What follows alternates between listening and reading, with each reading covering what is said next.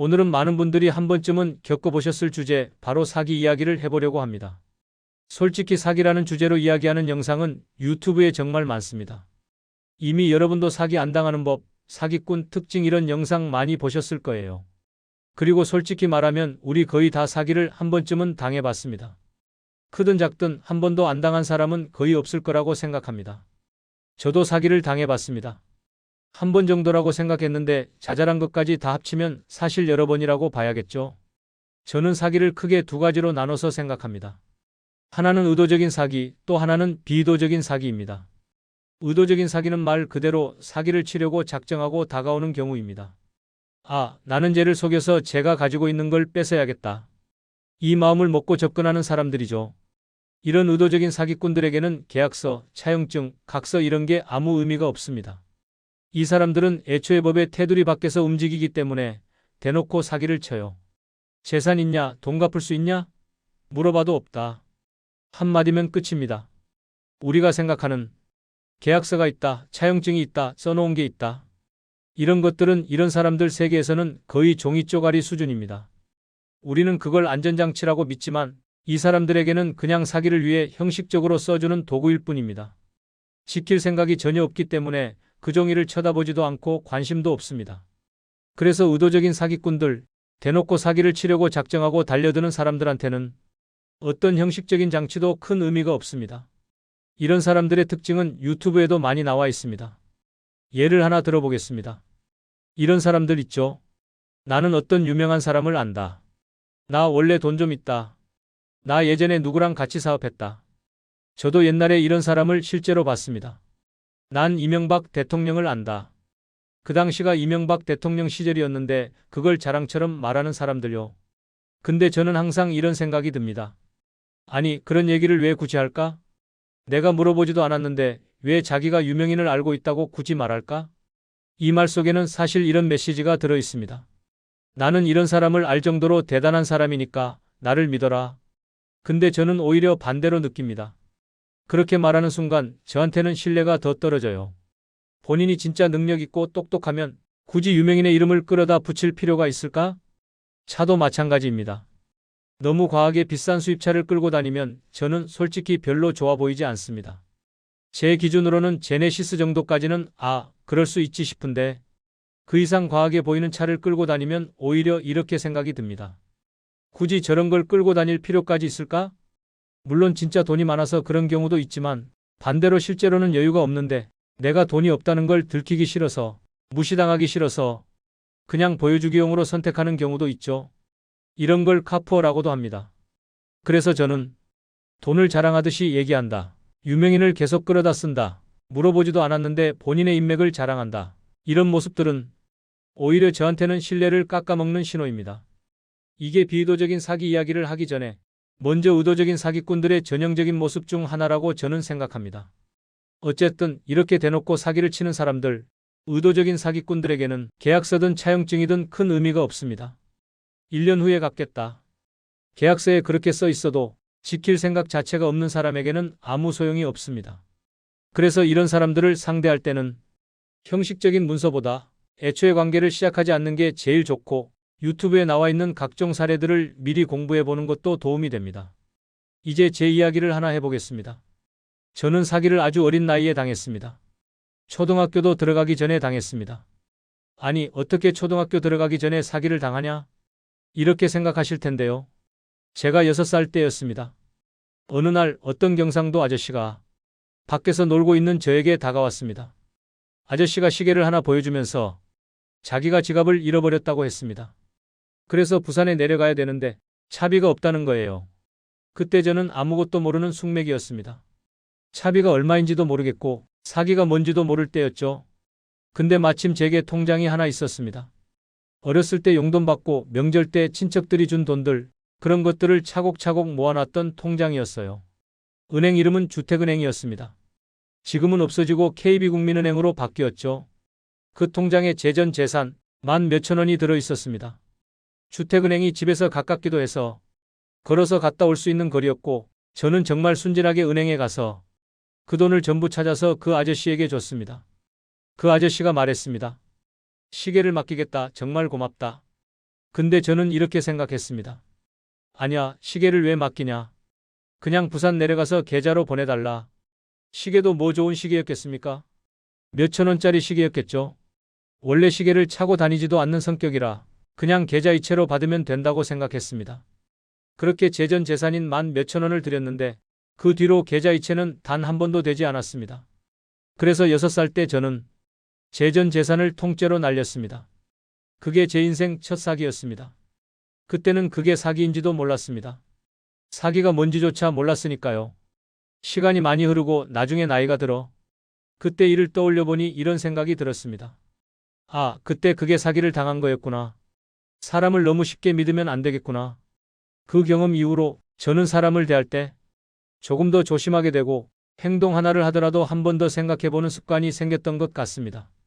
이런 의도적인 사기꾼들, 소액 사기도 많이 있습니다. 모르는 사람이 갑자기 다가와서 아, 나 진짜 10,000원만 빌려줘라. 지금 급해서 그런데 바로 보내줄게. 이런 경우 거의 못 봤습니다. 그리고 우리는 이미 알고 있습니다.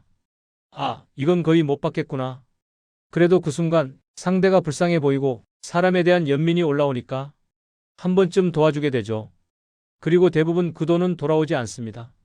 그래서 의도적인 사기꾼들은 우리가 조금만 조심해도 조금만 거리를 두고 봐도 어느 정도 예방이 가능합니다. 자, 그런데 더 어려운 게 있습니다. 바로 비의도적인 사기꾼들입니다.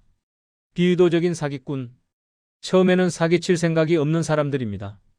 의도적으로 속이려고 한 건 아니었는데 하다 보니 결과적으로 사기가 되어버린 경우 저는 이런 걸 비의도적인 사기라고 생각합니다. 비의도적인 사기꾼들은 처음에는 사기꾼이 아니었습니다. 진짜 좋은 의도였을 수도 있고 처음에는 정말 잘해보려고 시작했을 수도 있습니다. 예를 들어 이런 경우가 있습니다. 예전에 개라는 게 있었습니다.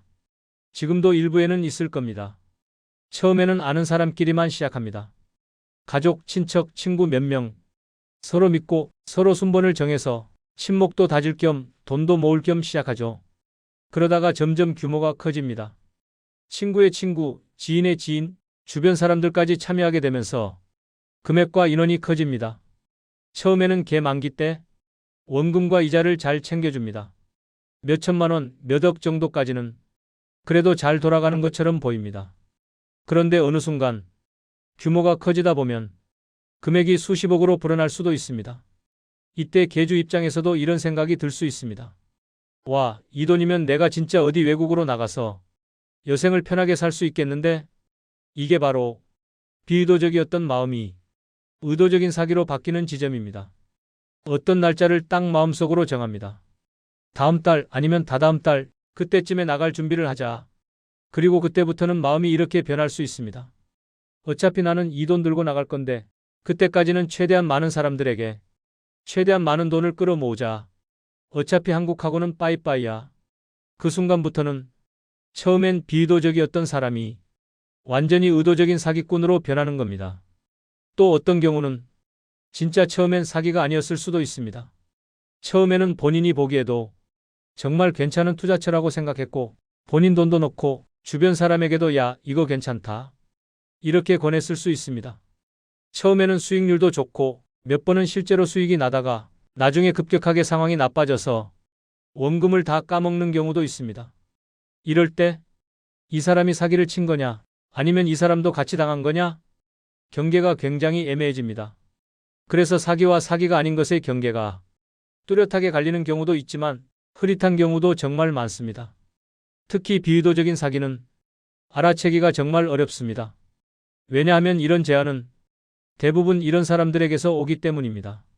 정말 친한 형, 동생, 10년, 20년 지기 친구, 법 없이도 살 사람이라고 생각했던 사람, 어렸을 때부터 알고 지낸 사람, 우리가 너무 잘 알고 너무 믿고 있는 사람들입니다. 그 사람이 힘들게 말 꺼내는 걸 보면 야, 그래도 쟤가 나한테 거짓말하겠어? 이런 생각이 드니까 우리는 방어력을 내려놓게 됩니다. 그리고 그 사람 머릿속에 정확히 어떤 생각이 얼마나 섞여 있는지 그걸 우리가 알 수가 없습니다. 진짜 나랑 같이 잘해보자는 마음이었는지 아니면 자기만 잘 살겠다는 마음이었는지 어디까지가 진심이고 어디까지가 욕심인지 그건 그 사람 본인밖에 모르는 겁니다. 그래서 저는 이 비의도적인 사기에 대해서는 우리가 완벽하게 예방하기는 거의 불가능하다. 이렇게 생각합니다. 사기는 결국 다 말에서 시작됩니다. 사람의 말. 그래서 사기꾼들은 대부분 말이 재밌고 말을 잘합니다. 그래야 사람들과 친해질 수 있고 관계를 만들 수 있고 신뢰를 쌓을 수 있으니까요.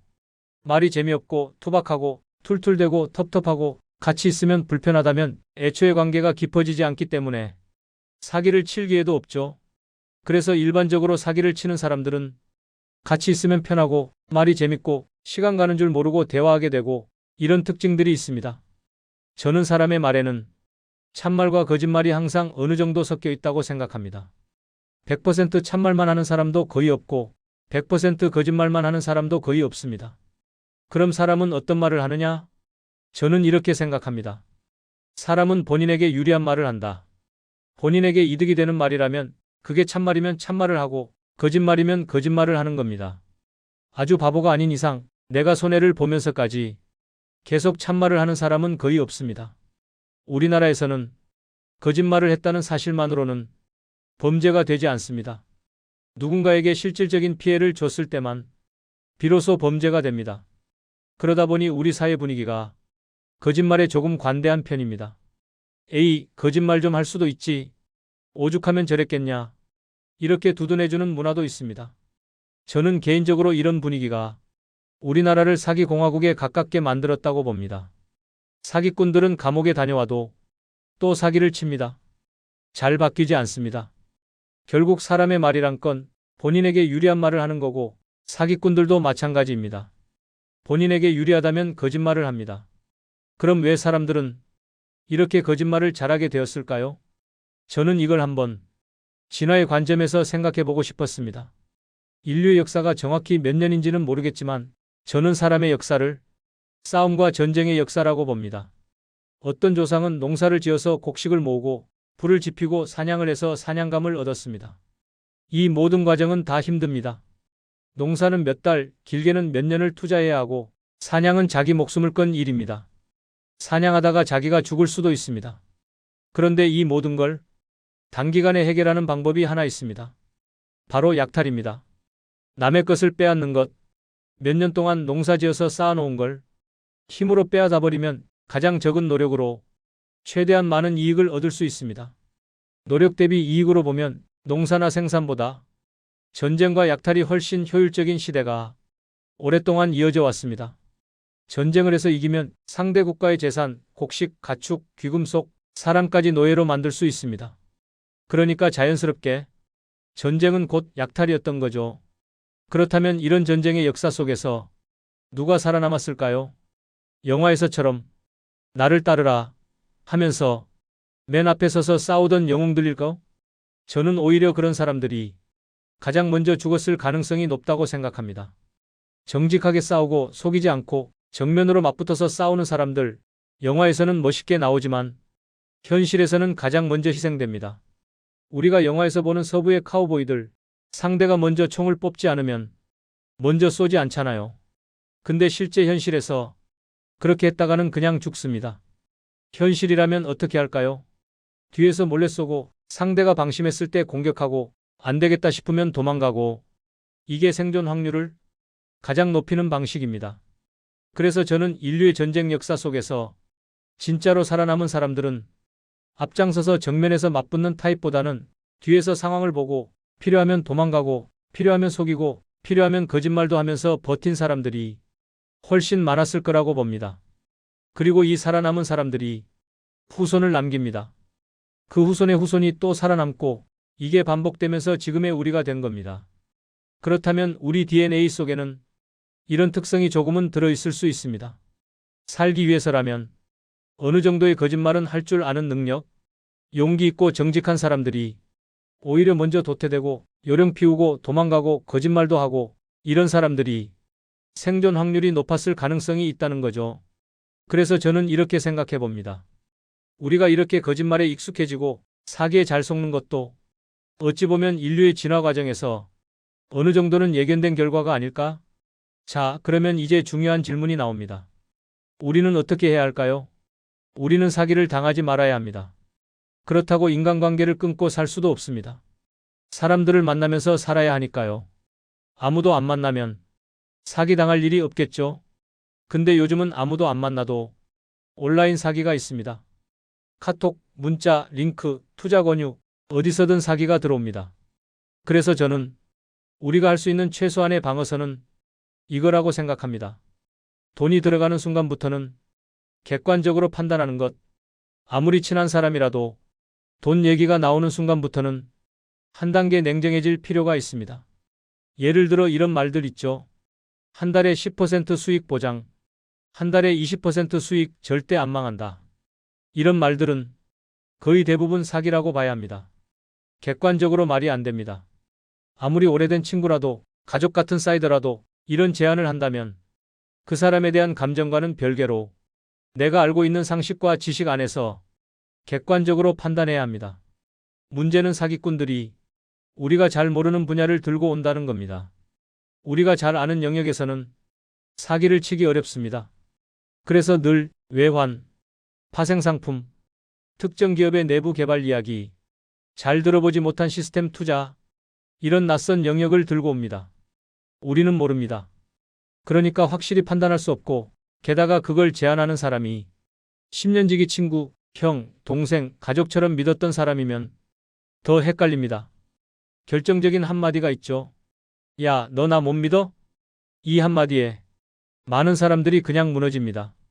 그래서 저는 이렇게 말할 수 있어야 한다고 생각합니다. 미안한데, 나 예전에 비슷한 걸로 크게 사기를 당한 적이 있어서 이건 내가 직접 확인해 봐야 될 것 같다. 실제로 사기를 당한 적이 없어도 괜찮습니다. 이건 악의적인 거짓말이 아니라 나 자신을 지키기 위한 선의의 거짓말이라고 저는 생각합니다. 정말 좋은 친구라면 그래, 그럴 수 있지. 확인해봐. 라고 말해줄 겁니다. 그걸 갖고 넌 나를 못 믿는 거야? 난 너한테 실망했다. 이렇게 나온다면 그 친구의 제안은 거기서부터는 안 믿어도 된다고 생각합니다. 진짜 좋은 투자처라면 대표든 관계자든 직접 만나보고 회사도 직접 확인해보고 실제 사업 내용도 보고 여러 번 체크하면서 들어가야 합니다. 그 과정에서 대부분의 사기 여부가 드러납니다. 사기꾼들이 생각보다 그렇게 치밀하지 않은 경우도 많습니다. 여러 사람에게 떡밥을 던져놓고 그 중에 걸려드는 사람만 상대하는 방식이기 때문에 걸려든 사람을 호구 정도로 보기도 합니다. 그러니까 그 호구를 위해 어마어마하게 촘촘한 시스템을 준비해 놓지는 않는 경우가 많습니다. 조금만 확인해 보면 허점이 보이는데 우리가 그 조금의 확인조차 하지 않는 게 문제입니다. 그래서 저는 이렇게 생각합니다. 사기꾼들이 머리가 뛰어나고 치밀한 사람들만 있는 건 아니다. 진짜 머리가 좋은 사람들은 사기를 치지 않고 자기 머리로 돈을 번다. 사기는 위험부담이 너무 크고 잘못하면 감옥도 가기 때문에 머리가 진짜 좋은 사람들은 굳이 그런 길을 선택하지 않는다고 봅니다. 결론적으로 사기치는 패턴은 시대가 바뀌어도 크게 변하지 않습니다. 아이템만 바뀔 뿐 패턴은 거의 같습니다. 처음에는 부담 없는 소액으로 시작합니다. 수익을 실제로 준 것처럼 보여줍니다. 이자로 몇 번 맛을 보여주고 신뢰를 쌓고 그 다음부터 금액을 점점 키웁니다. 마지막에 한 번에 크게 터뜨립니다. 이 패턴은 옛날에도 그랬고 지금도 그렇고 앞으로도 크게 다르지 않을 겁니다. 그래서 우리는 사기꾼이 얼마나 치밀하냐를 고민하기보다 이 질문을 스스로에게 던져야 한다고 생각합니다. 나는 어디까지를 인간관계로 보고 어디서부터를 돈과 사업으로 볼 것인가? 이 경계를 분명히 그려놓을 필요가 있습니다. 아무리 친한 사이여도 돈이 오가는 순간부터는 내 감정과 별개로 객관적으로 판단하는 연습을 해야 합니다. 내가 모르는 분야라면 모른다고 솔직히 인정하고 공부하거나 전문가에게 물어보거나 차라리 안 들어가는 용기도 필요합니다.